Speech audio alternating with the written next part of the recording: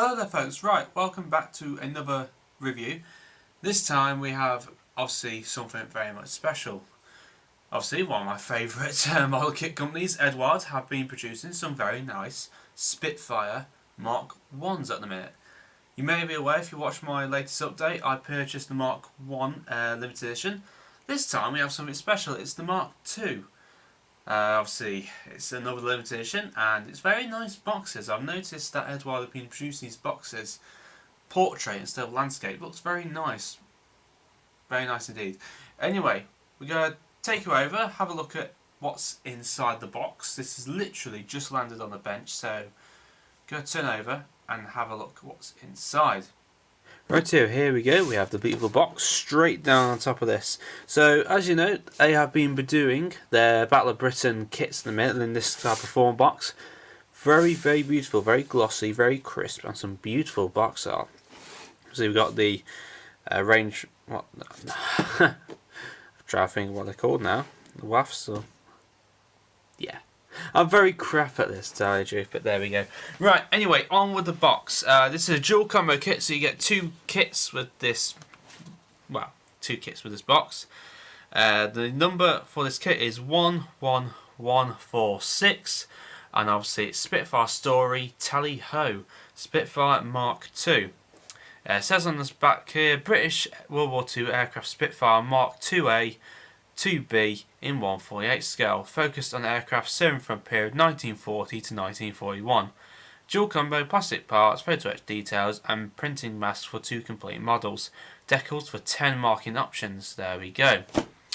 Right, so let's take a look at the box. And here we go. As you can see, rammed with plastic yet again. So just have a look. So we've got, obviously we've got some duplicate parts here and there. Some wings and fuselage. Oh, okay, hold on. What's this? Are they figures? Oh, okay. Right. I'll have to have a look at that in a bit. We've got some figures. Obviously, these are all duplicate parts I just mentioned. Yep, no worries then. Right, we'll get the instruction booklets out. And some other parts, I think, lots of things. Let's have a look at what we have. So put that down to the side and have a look at the instruction booklet. Okie dokie then. Right, so very nice glossy. It's typical of Eduard instruction sheet. Okay, so we have some nice information going on the front here. Spitfire Mark II technical development. So it basically takes you all through what's what with the Spitfire. Beautiful images. I'm guessing we're going to get these versions in the kits, I think, by those things. Very nice indeed. Okay, so we're straight onto the first page and we've got obviously our parts call outs. It looks like we're not using a few parts here and now. Obviously we're not using any two bladed props on this one because it wasn't there. I'm just need to shut the door. There we go, that's much better. Got that. Right, so straight away we're heading on to our cockpit as normal. We've got the cockpit sidewalls going in with a detail. Down here we've got some oxygen tanks at the back, throttle and oil levers, trim, lots of things. Then we have, looks like some more photo etch parts going to the back of the headrest and bulks. And then we got our landing gear operator at the side there. Looks like our seat comes in many different parts, 5 different parts. We also have the control yoke and stick, with obviously adding photo etch parts to the top, height adjuster for the seat, and then remember the Spitfire didn't have a floor, it was basically a frame. So start building the frame up. We've got some other detailed parts going down to the bottom here, and let's start leasing armoured plates at the back of the seat. Again, more to photo etch. So it looks like now we have an option of whether you want to put in the photo etch parts for the instrument panel. We've got some different side gun sights going on here. We also have obviously the choice of the photo etch or the moulded in piece going onto there. It looks like it's all sandwiched apart. We also have our photo etch harnesses going there. An optional compass that fits underneath. We got our rudder pedals, which actually have some beautiful again photo etch parts going there for your leather straps. and looks like I have to do some parts taken out if you want to close canopy, etc, etc, lots of things. More parts in there, different, looks like you have to drill some parts out, lots of things. Drill parts out, some decals go on the side there, and there we go. Right, so by lots of things, we get some different wings, because remember there was the Mark IIa and the Mark IIb. Mark IIa had machine guns, whereas the Mark IIb had cannon. So it looks like we have to drill some parts out for certain parts here and there. Obviously the same on the top wing, different moulding. We've got our landing gear hubs going in there. Same going bit, then we also have our machine guns being fitted into there, just like so. And then that was the machine gun version, this one's the cannon version, so we've got obviously a different set of wings. We got our cannon machine gun being fitted down in there. Obviously depending on what mark or variant you want to build, obviously have to have a look into this. If I can get the pages open. Okay. Obviously, like back to the fuselage, we put the wings onto the top. We got our ailerons got on the back here, a rudder and aileron controls at the back, elevator control, sorry. More parts of our intakes, photo etch parts going there, ailerons at the side, wing tips, obviously painting the colour of the lights. Now we've got various parts for the oil and radiator intakes going to the bottom of the wings, etc, etc. Obviously the difference is between the Mark I and Mark II. The Mark II had an automatic starter. I don't think it needed an accumulator for that one. Adding more parts to the radiator if you want them open or closed. Then we start on the landing gear legs. So we've got our tyres being fitted on. Looks like we have to do some surgery, take some parts out. Add in the cannons if you want to do the cannon versions. We have our tail wheel on the back here. Last but not least, we have the little parts for the canopy. Now let's have a look. So it looks like we get a option of where you want to put your mirror in the top there, the canopy. Obviously option where you want to open or close, the door open or closed. Different versions of props being fitted onto the front there, exhaust stubs. And then last but not least, it's telling us whether you want the canopy open or the closed part, sorry. And then we also have the aerials being fitted onto there. And that, by looks of things, is it. I think anyway. Check if there's no more. Oh. Okay, and then we have our masks being fitted down there. Obviously, they come with pre-cut masks. Oh, that's really good. You even get a mask for the gun sight. That's pretty cool. Very good. Right, so we start off with Mark II, I think, marks of things. 74 Squadron. This does actually pretty nice camouflage, typical Battle of Britain camouflage. Just having a look. Yeah, 75 Squadron.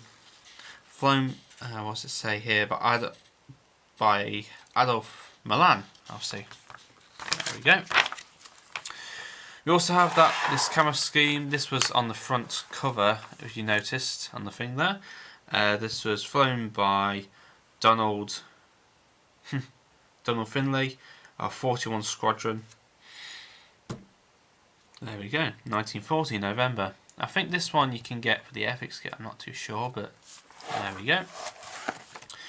We also have, still sticking with the typical Battle of Britain camouflage scheme, Spring 1941, flown by William Johnson,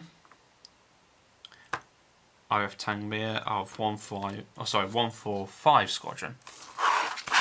That's that one. Now this is where we come on to our different camos on the side here. So we have September to October 1941. So this is pretty much a late Mark II. 64 Squadron. James Mira, I think, DFC bar. Now this one I did actually notice on. Is this a misprint or something? Because if you look, this was, it doesn't say it was flown by, but it's a Canadian Spitfire IFDB of 411 Squadron. Now it doesn't. Now if you look, we've got this complete side here. It doesn't have the green camo on the side. Oh, that's weird. I've just noticed that. Let's have a look. Let's have a look. Nope. Nope, doesn't say anything about it. Oh, is that a misprint or something? I do not know. Doesn't say anything about it, I don't think.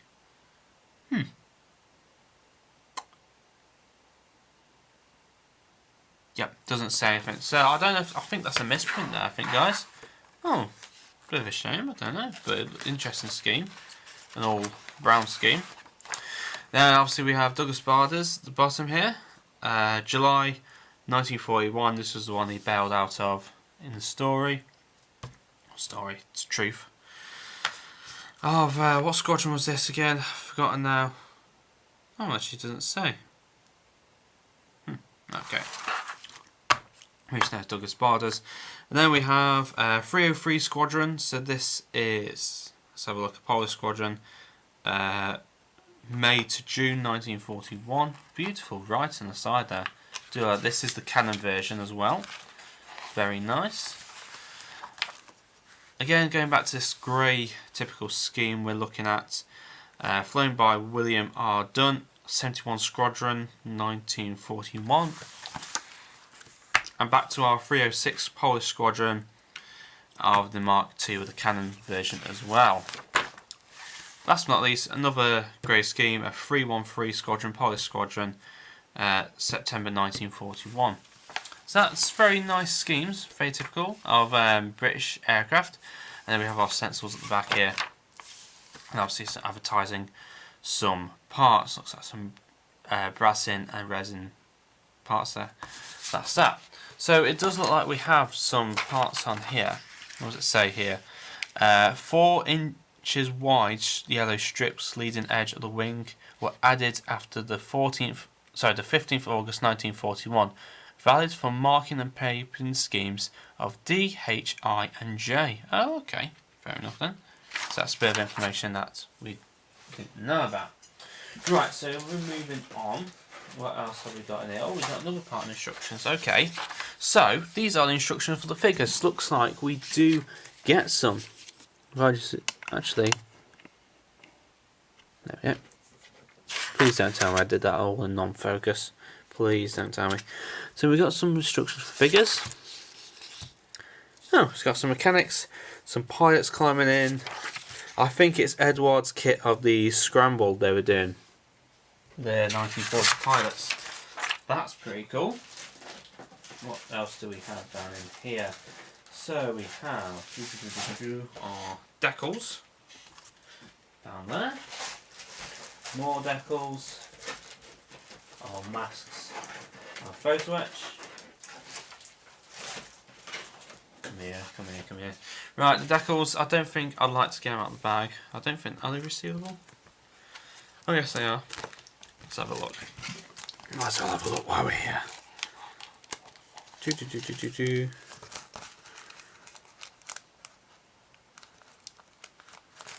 Come on. Oh, don't change it when there's this.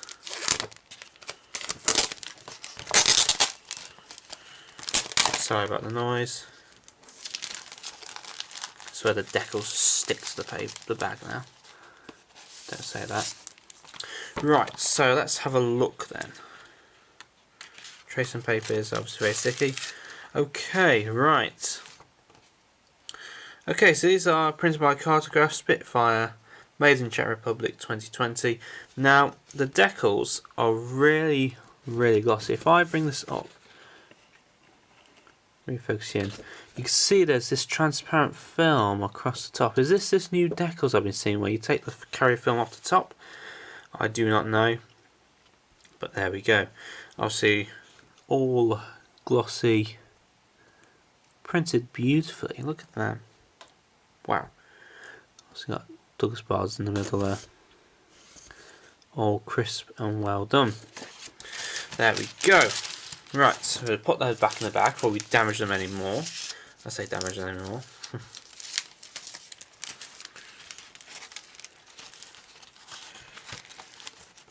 Come on. Oh no. I might have to do this off camera. Right, yeah, do it off camera. Don't want to rip the bag or the decals. So we obviously got our stencils down in here. Also have our photo etch parts. We get 2 of them, the duplicate parts. Again, beautiful, moulded and crisp.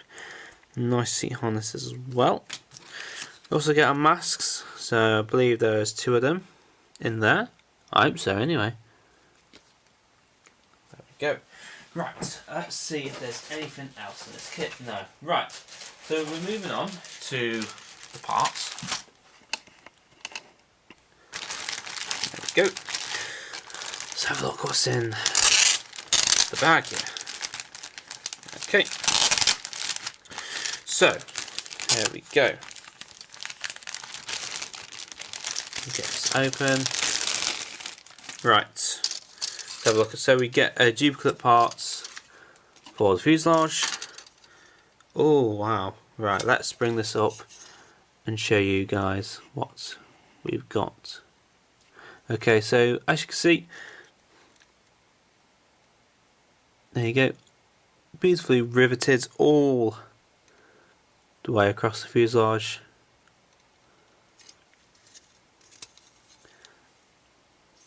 Down this part too. There you go. Just see everything in the light there. Absolutely beautiful. Now I have the, obviously like I said, I have the Mark I version of this kit. There you go. There we go. Right, so let's have a look. So we've got 2 sets of wings. Right, okay. Okay then, right, so let me show you what we've got here. Right, we've got 2 sets of wings. Now, another interesting feature is we have 1 set of wings for a Mark II and we have 1 set of wings for a Mark IIB. So this is a Canon version. So either way, whatever you choose, one of them has to be the Canon variant. That's funny. I've never seen that before. But anyway, obviously this will be a standard, I believe, Mark I wings, I believe, unless I'm mistakenly wrong. Once again, all over the fuselage, it's a wing, sorry. And of course, obviously the Canon version. Let's have a look. That's not bad, that looks really nice. And same again on the other side as well. Nice crisply detailed all those hatches on the side there. And again underneath. Look at that. Right, that's that. Right, let's have a look at the other parts then. See what we got. So, like I said, we have some duplicate parts that we're not going to be using, I don't think. Let's have a look. Let's have a look indeed. Just making sure. Got everything there. Yeah, that's no worries then. So, going to look at this bag then. We have all the typical parts inside there. Beautifully crisp. Now, obviously, these are duplicate ones. This is the same as Spitfire Mark I. You can see there. Obviously, we're not going to be using that 2-blade prop. And there's our beautiful moulded instrument panel in there.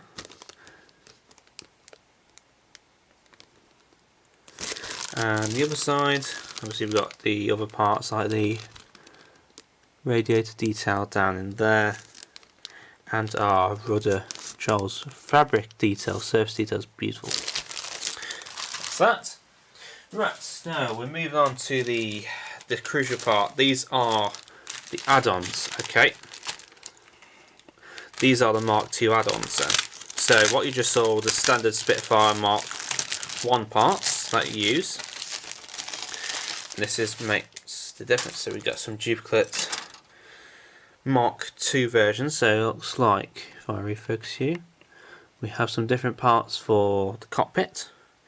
We have, oh, actually, hold on a minute. Hold on, what is that? That's an oil tank. Okay. Is something telling us something that there may be a Mark V being released?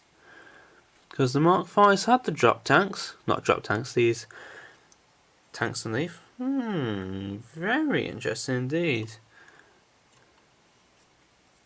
That's something to maybe look forward to. Again, we get some nice exhausts just down there. There we go. So that's the duplicate parts, so we get 2 of them. And here's what we're talking about. We have some figures with us. Obviously this isn't limited edition parts. Very crisply moulded. Their faces. I tell you what, they're really actually not bad. There you go, see 2 faces there. There we go. So it looks like we get a set of 6 figures. All down in there. Perfect. Right, there we go. So that, oh actually tell I was going to call it a day. We also have one more set of sprues. We also have our MkIIa parts, which are here. That's very sharp as well. Once again, very crisp, very clear. Beautifully done, if I do say so myself. There you go. Right, so that, folks, is done. That is Eduard's new limited edition Spitfire Mark II. What can I say of it? Well, you do get those limited edition, well, the figures, the little add-ons you get some really nice colour schemes. The only downside to it, I'm going to admit, is if you want to make 2 versions of the Mark I-A with just the machine guns, you can't do it, because you only get 1 separate wing. So, but there we go. That's about it. I hope you've enjoyed this review. Take a look at what other inbox reviews we've got going on this channel. Please like, subscribe, and if you'd like to leave a comment, please feel free. Happy modelling, take care, and I shall all see you again soon. And with that, cheers, and goodbye for now.